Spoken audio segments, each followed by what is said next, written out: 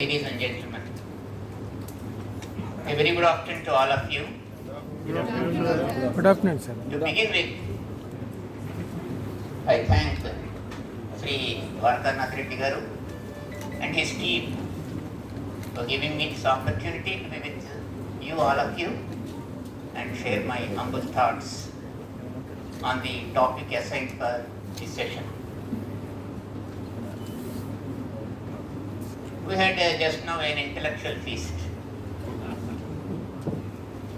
I don't know about the richness of the Bar Council of the state. I hope it is very rich.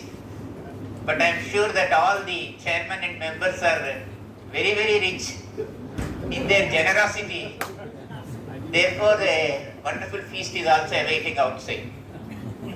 And my session, commencement at least, is sandwiched between two feasts. Why they are in such high positions? I am reminded of an anecdote. One youngster who has seen his seniors in high positions and who is aspiring to become one went to a saint and asked how to achieve a high position. The saint bowed silently and kept quiet. That is the message. So, humility is the hallmark of success.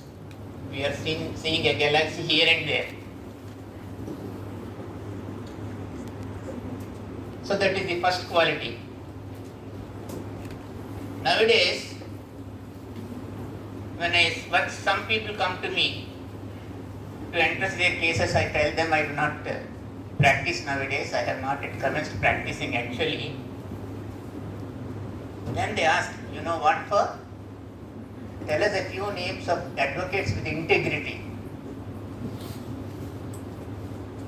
We are not asking for a lawyer who is having a vast knowledge of law.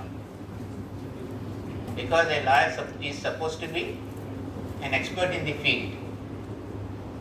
That is taken for granted. So the second quality is, apart from acquiring knowledge, integrity. The third one is, having knowledge is not sufficient. You have knowledge, but when in the courtroom practice, you do not put it to practice. You do not utilize it. What is the use of that knowledge?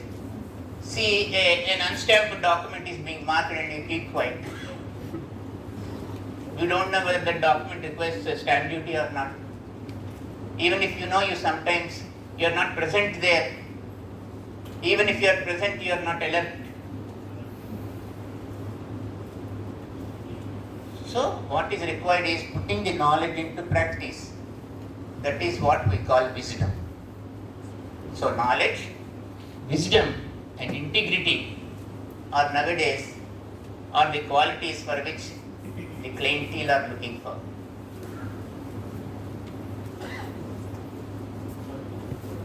All my sessions I begin with three statements. Law is a notion. Its horizons are ever widening, its depths are unfathomable. Therefore, nobody can claim to be a master of law. We are all students of law. I for one feel that teaching is learning. So it is now an interactive learning session for me and the youngsters who are the target group. So sometimes I pose questions or pass without completing a sentence, thereby expecting an answer from you.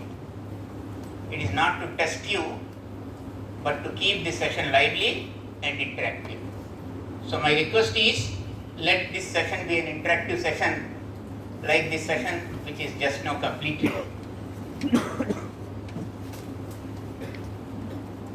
Oral, documentary and material evidence is the topic for this session. For this, I feel that you must all read the Indian Evidence Act. What is the present new act? From cover to cover, leaving no provision unread.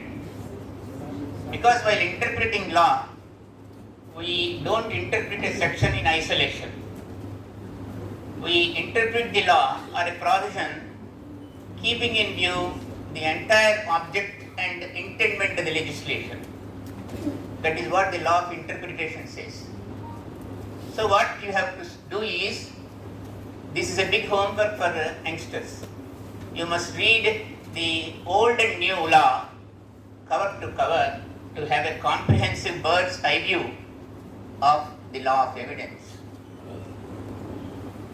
How many parts the Indian Evidence Act has, the PSA has, how many sections were there in the chapter 1 of first part earlier, which section was repealed or removed in the new act, what is the purpose of part 1, what is the purpose of part 2, how many sections in the Indian Evidence Act are dealing with relevancy, what is the duty of a judge while dealing with admissibility of evidence, and ultimately onus of proof and burden of proof, how to appreciate and evaluate the evidence.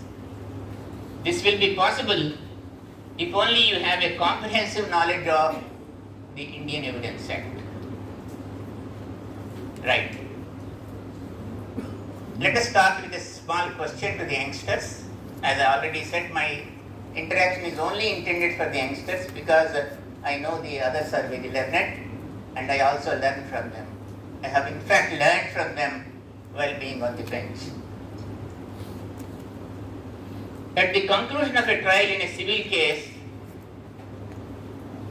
there is a likelihood of 3 kinds of evidence being present before the trial court judge.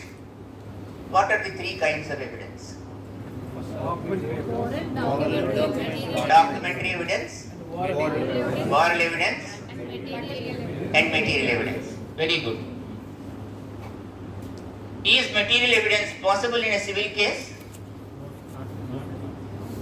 Material evidence in a criminal case, we all know it will be there. The weapon of offense, the blood-stained clothes of either the accused or the victim, blood-stained death, controller, so many things. But is it possible to have material evidence in a civil case? Not possible. Are you having CPCs with you? Order 13 last rule says. Last rule. Very correct. It says about material evidence is also available in a civil case, but at the same time says when it is being exhibited, we give exhibit marking as if it were a document. That is what is contained in Order 13, the last rule of that chapter. Right. We are talking about oral, documentary, and material evidence. Then we are talking about 2 kinds of proceedings, civil and criminal. What is an offense? Commission or omission of. Yes. Any other answer? Nursery about the Which is existing. nursery. An act Nursery specified. act. Which is prohibited by law. An act prohibited by law. Right. Any other? From this side I did not get an answer. An act or omission made punishable by law. An act or omission made punishable by law is an offense. Then what is a civil proceeding, civil suit for that matter?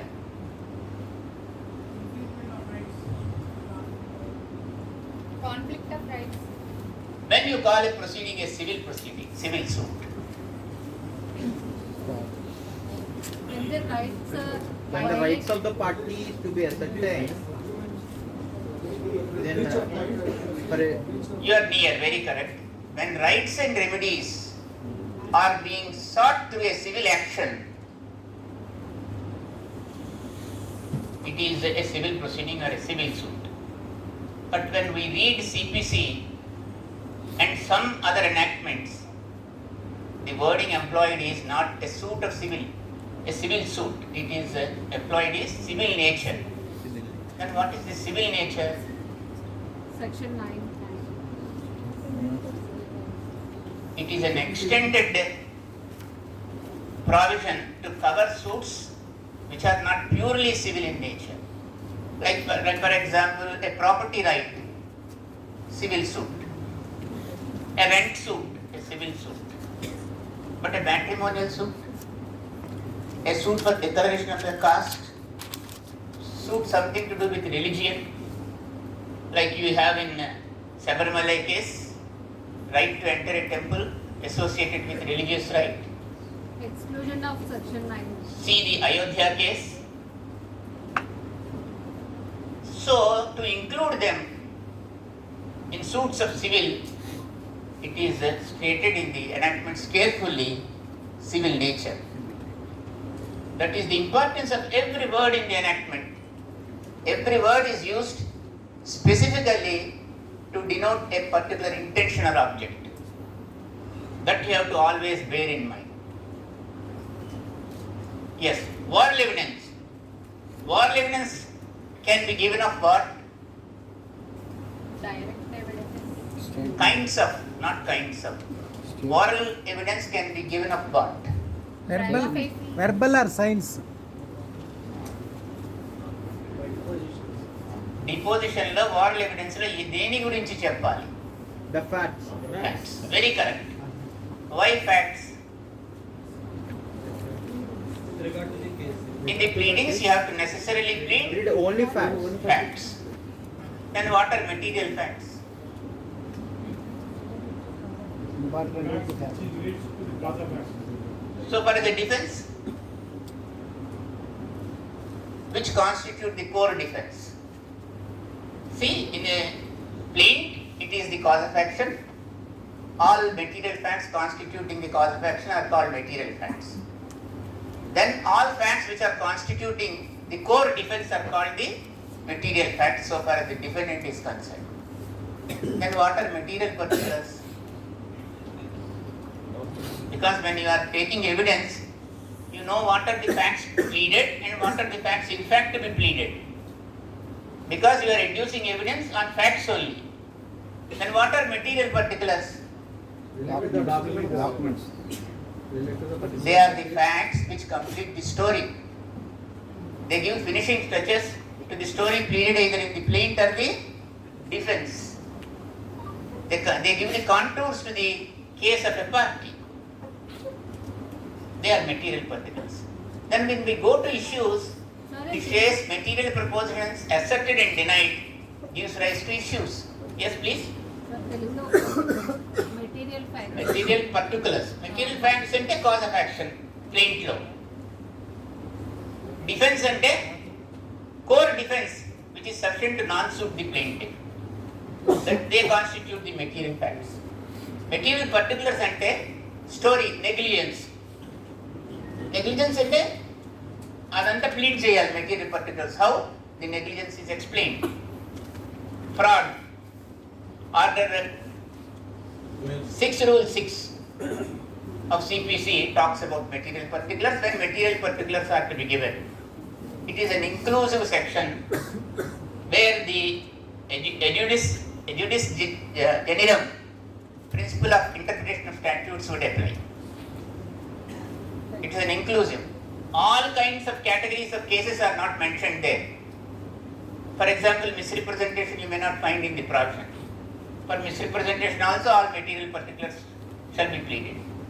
Right? These are material particulars. They complete the story. They give finishing touches.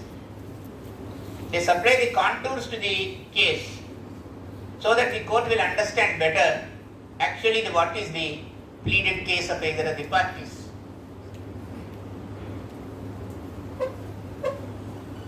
Then when you go to issues, I was mentioning, the issues arise from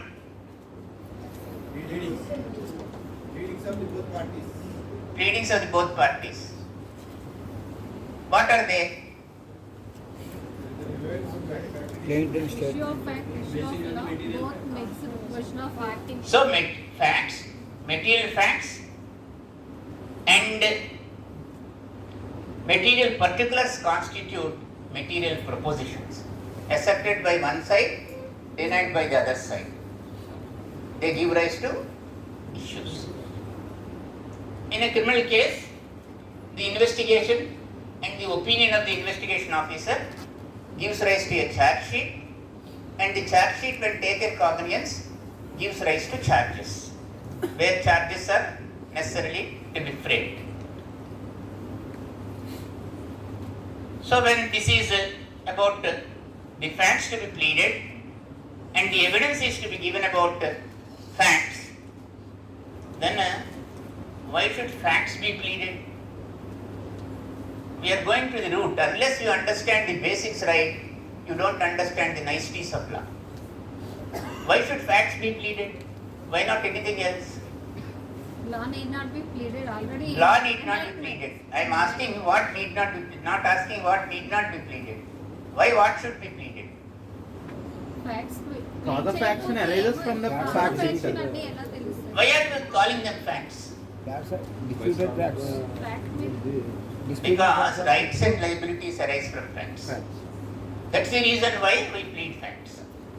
Rights and liabilities arise from facts. That is why we plead facts, and the evidence also necessarily shall be based on the facts. Because you cannot adduce evidence without a pleading. Any amount of evidence without a pleading is of no avail. Yes. When somebody is giving oral evidence of facts, what is his confidence? What kind of facts he can depose as evidence? relevant fact. What If it is is relevant fact, something he heard, can he depose? what is in his knowledge? First hand information. Why? What are the facts he can depose in his evidence? Which he has noticed. No. Relating Which he is aware of directly. Which he is aware of. How he becomes aware? By seeing. By Seeing, hearing, Exactly. By perception by senses. sense. So facts perceived by senses, he can come and depose as a witness competent to give oral evidence. How can these facts can be perceived by senses? What are the five senses? By looking at it. By seeing, eyes, by ear, hearing, nose. by Don't mention organs. Gnanendriya. Drusya, Sravana, Sparsha, Rasa, Gandha.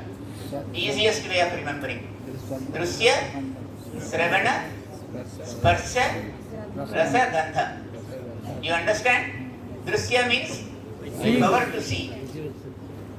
Sravana, Hearing. Rasa, Taste. taste. Skin. Sparsha is feeling, touch.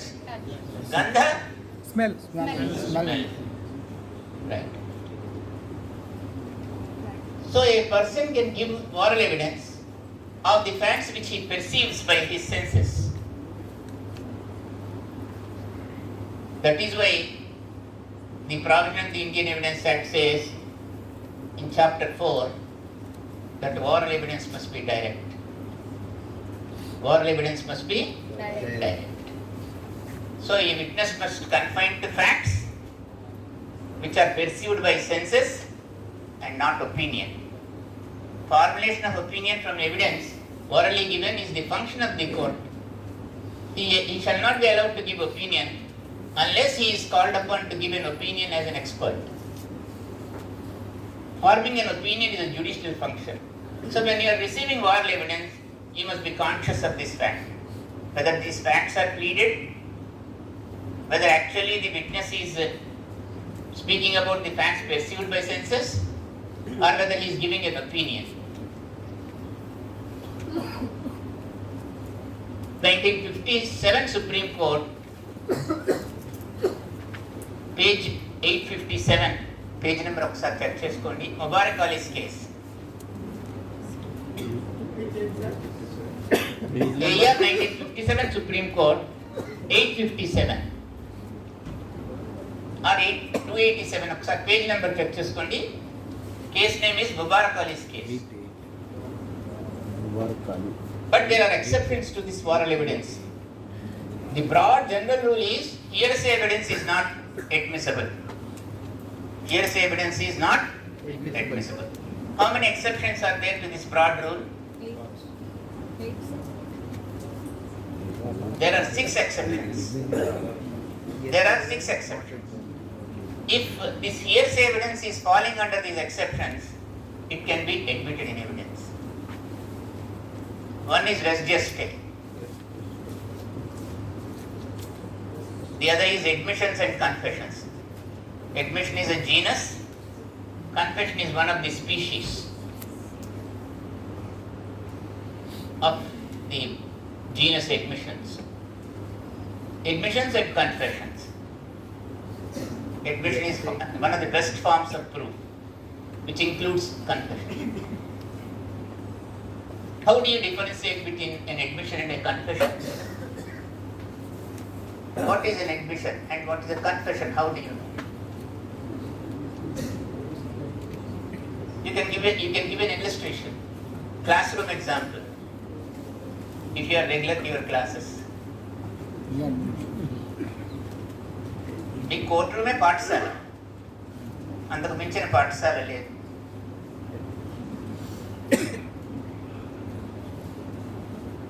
One person said, I saw her drowning. Is it an admission or a confession? Admission. I saw her drowning. Admission. Admission. Why? He is not indulging in such act. He may be a witness. He saw her drowning, he may be a witness. Somebody is drowning her to death, he saw. Or while drowning to death also, the same woman, he saw her drowning. But there is no incriminating material in this statement to base a conviction. It's simply an admission. Somebody else said, I drowned her to death. Confession. Confession. This is how you must understand complex subject by illustrations. See, when you go to IPC, Evidence Act, CRPC, you find illustrations. Is it not? They clarify the legal positions contained in the main process. But do you find such illustrations in the new enactments? Alas, we don't find it. I think Right. same are copied. Res geste, Same are copied. Same illustrations are copied in some enactments. no, new enactments, not these new enactments. Supposing the Information Technology Act is there, Yes. very complex subject, but we don't find any illustration under any provision. Complexity of law. Right, res geste, admissions and confessions in the second category, statements made under section 32 of the old Indian Evidence Act, perhaps the new section is 26. Evidence given in a formal proceeding, that is the fourth category.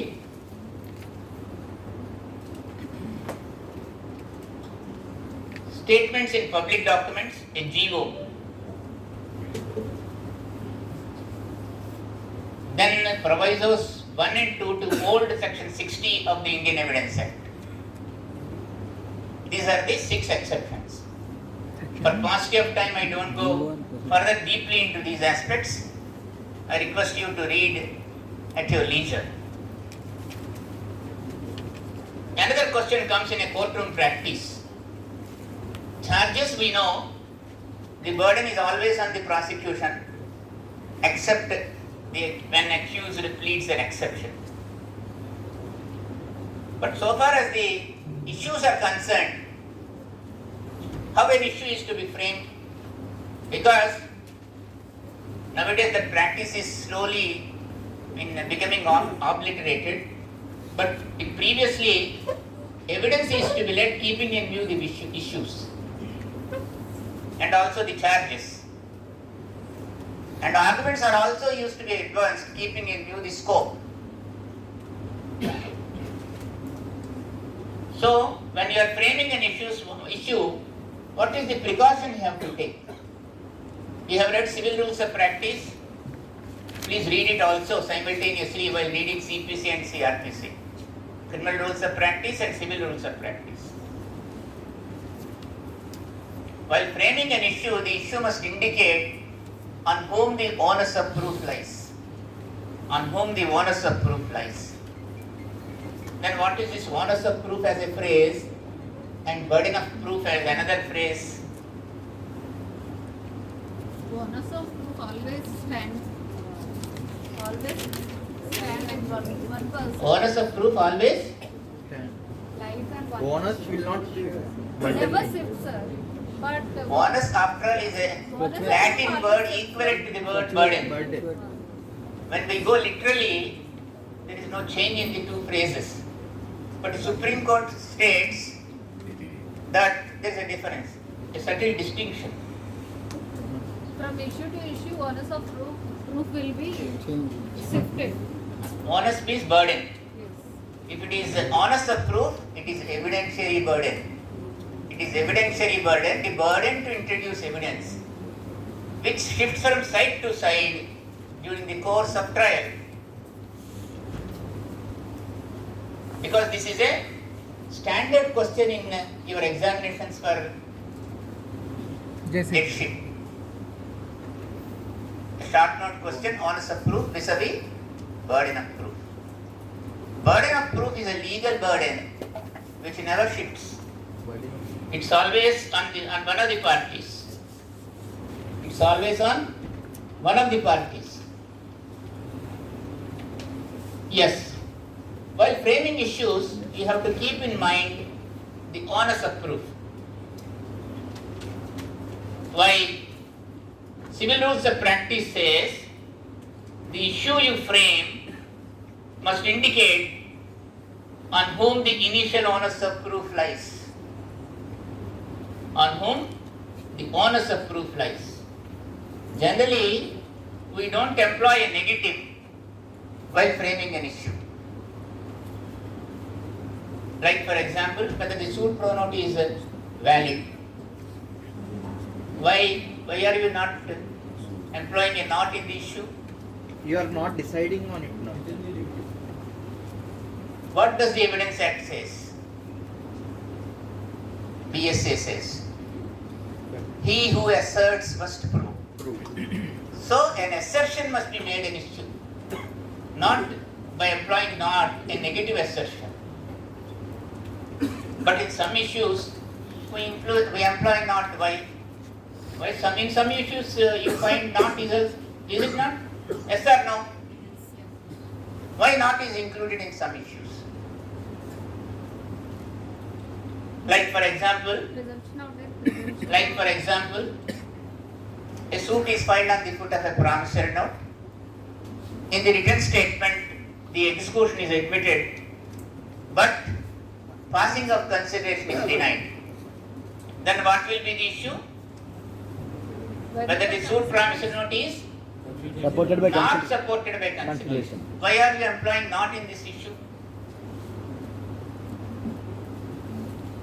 Because there is a rule reversing the onus of proof in the Negotiable Instruments Act. There is a rule reversing the onus of proof in the Negotiable Instruments Act. Section 118 says, when execution is admitted, the court will presume that the consideration is passed. So the initial onus on the plaintiff is already taken care of by a presumption. Therefore, the onus already shifted to the defendant. Therefore, you are employing a not. So when you are employing a not in the issue, there must be some rule somewhere reversing the onus of proof, otherwise not. This burden of proof and onus of proof difference is very well enunciated, explained by the Supreme Court in Raghavamma's case, AER 1964 Supreme Court, page 136. Raghavamma versus Chenchamma, AER 1964 Supreme Court, 136. Then we are talking about presumption while framing issues in the Evidence Act. What is a presumption then? To assume something. I am only getting answers from here. The rest of the youngsters are silent. Is my voice audible? Last benches? Thank you for responding at least to this question.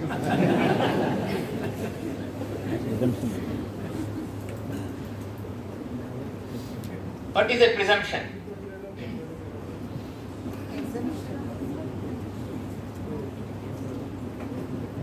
మనకెందుకులే అనుకుంటున్నారా? ఒక విషయం చెప్తాను, ఎప్పుడు కలగ చేసుకోవాలి, ఎప్పుడు కలగ చేసుకోకూడదు.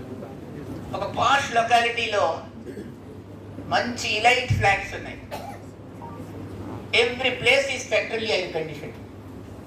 Even the parking area, even the lift is also air conditioned. So one small child is eating ice cream during mid of winter. Everybody will be shivering because of the cold, but he is eating ice cream. One elderly man asked, "You are eating ice cream in the winter, it will spoil your health." Then he said, "My grandmother lived for 103 years. Do you mean to say that your grandmother ate ice creams and lived?" He said, boy replied, "She lived long because she did not interfere in others' affairs." So last benchers, it is our affair, not somebody else's affair. My professor used to say, I used to sit in the last bench. Once I was talking to my fellow member in the bench, classmate, and I was not answering him when he posed a question. He was pointing out to me, but I am not noticing it. Then he asked me to stand up and pose a question. I used to read my lessons on the same day in the evening hours. I was spending at least 1 hour every day in the library. So I immediately answered the question. Then he was very, very angry. Later, in the same subject, I got a gold medal. So that is how he is. Then he said, immediately, what is his response as a teacher? Last benchers are intelligent, but they are mischievous. I don't know about the last benchers here. Let us hope they will also prosper like the great seniors sitting here. Then what is presumption? Assumptions made by the court. Assumptions, we will draw presumptions, but who will draw the presumption is not the question. Who will make a request to make? What is presumption? Let us understand the basics of law first. Sir, assumption of some fact Assumption of facts. until it is proved. Assumption ki presumption ki tane. What is the better word? Presumption means to assume something. Presumption meaning To assume something. You will assume something from the air? Statement of facts or Yes. Based on? Facts. facts. Based on facts until contradictory. Something is proved, pleaded in the plaintiff defense. You can. On those facts you can draw an inference? Yes, sir. Simply on facts pleaded, if you draw an inference, where is the need for presumptions in the Evidence Act and the evidence to be adduced? Presumption is an inference drawn It should be corroborated. as to the existence of a fact based on admitted or proved facts. It's an inference drawn as to the existence of a fact based on proved or admitted facts. Execution is admitted, you draw a presumption, consideration passed. Without that admission, can you draw an inference? That is the importance of a presumption. It is an This presumption extrapolation. is very well explained by the Supreme Court in Sodhi Transport case. 1986 Supreme Court, page 1099. Sodhi Transport, 1986 Supreme Court, 1099. Sodhi.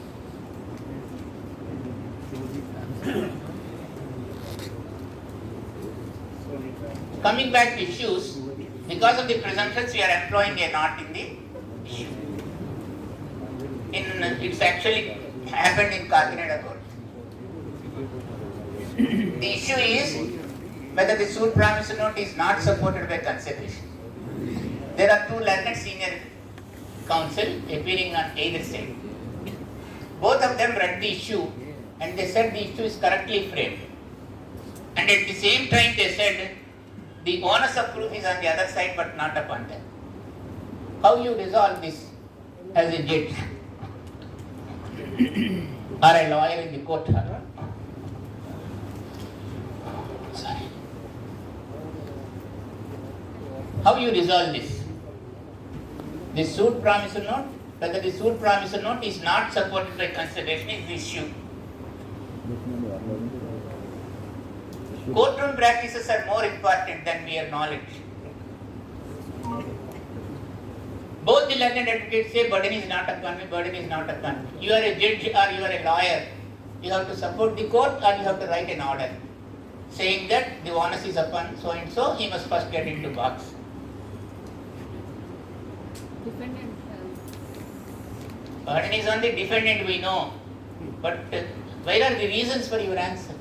He asserts that. Defendant is asserting that. Exactly. How do you know that he is asserting? In his written statement. You read the statement by closing the first word whether. You close it, whether the suit promised note is not supported by consideration, close the whether and read it. The suit promissory is not supported by consideration. It's an assertion by whom?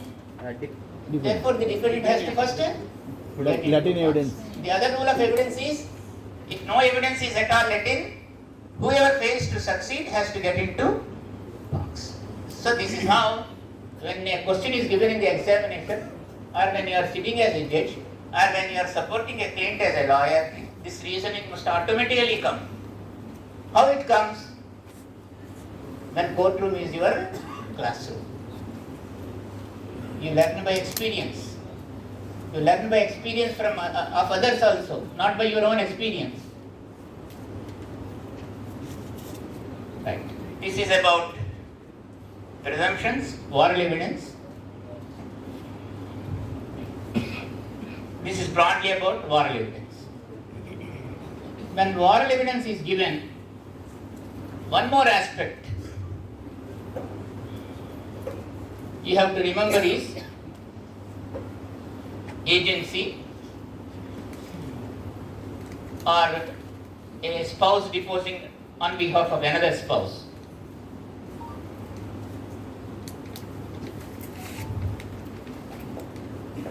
The last thing you have to remember about the evidence in general, oral evidence in particular, is facts. Facts are of how many kinds? Direct and indirect. Direct and That is why I say fundamentals are very, very important. Then only you will be confident in the court, either as a lawyer or as a judge. Facts are of two kinds: physical facts, Material. physical facts, factual. and psychological facts. Physical facts and psychological facts. Physical facts are those who you can perceive by your senses. That is the test. Your bodily senses, if they can perceive those facts, they are physical facts. Psychological facts are those facts of which you are conscious, but they are not perceived by senses. They are psychological facts. For example, intention. Intention of a person, it is only a conscious fact, but you cannot personally perceive it. Only that person knows. You will know it by from circumstances.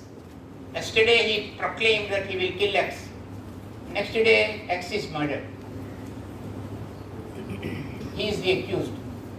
The intention is clear. The intention is proved by circumstantial evidence. So these are the psychological facts. So there are two kinds of facts. Motive is a psychological fact. So these are the broadly principles I wanted to share with you so far as oral evidence is concerned. If we are done with it, we will go to documentary evidence. Any doubts on oral evidence?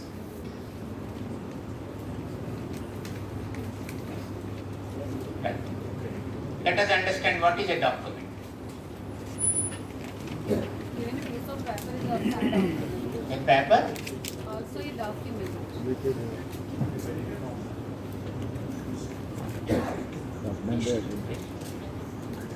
Lunch ready. A chair for half an hour.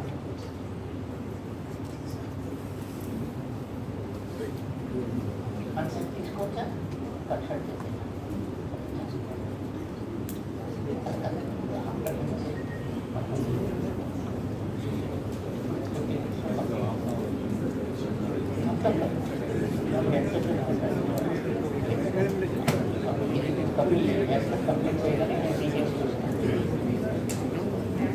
What's a document? Any text mark. A stone is a document. Yes, sir. Something is written on it. Inscription, Yes, stone. sir.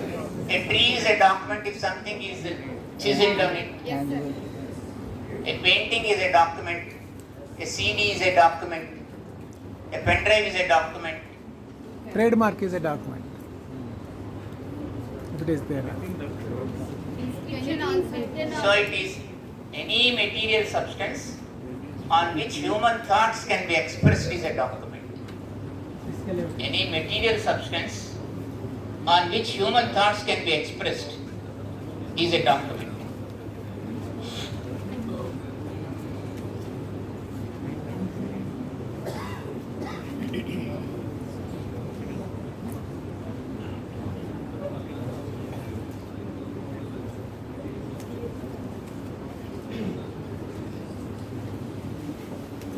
At what stages documents can be filed by a party?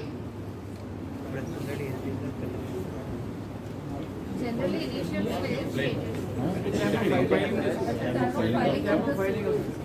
In exceptional cases, with the leave of the court, we can file. So only 3 stages, along with the plaint, along with the written statement, we can say along with the pleading, main pleading, Evidence. and also with the permission of the court, With the leave of with the leave of the court.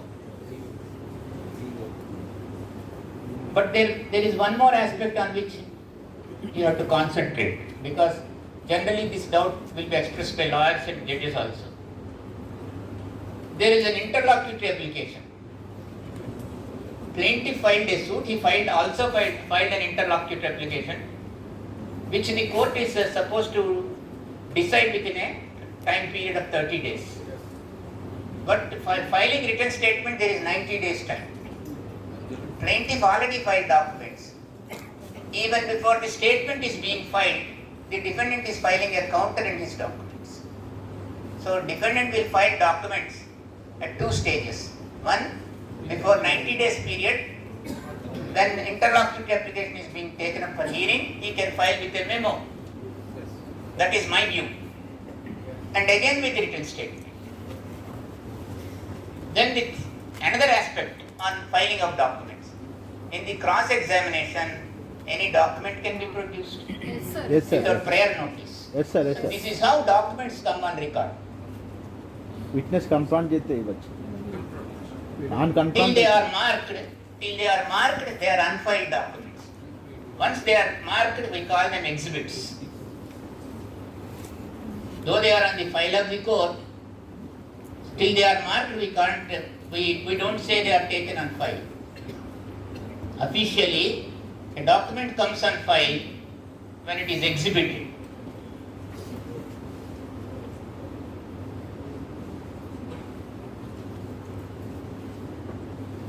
We will try to read understand the documentary evidence in 3 categories broadly. One is documents which are compulsorily attestable. Second is documents which require stamp duty as per the provisions of law. Third is documents which require compulsorily both stamp duty as well as registration.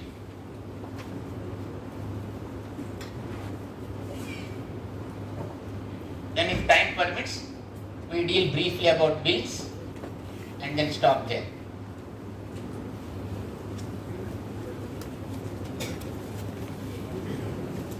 Let us go for lunch with the permission of the After chair. lunch, we are meeting here for this continued session by 2:45 exactly.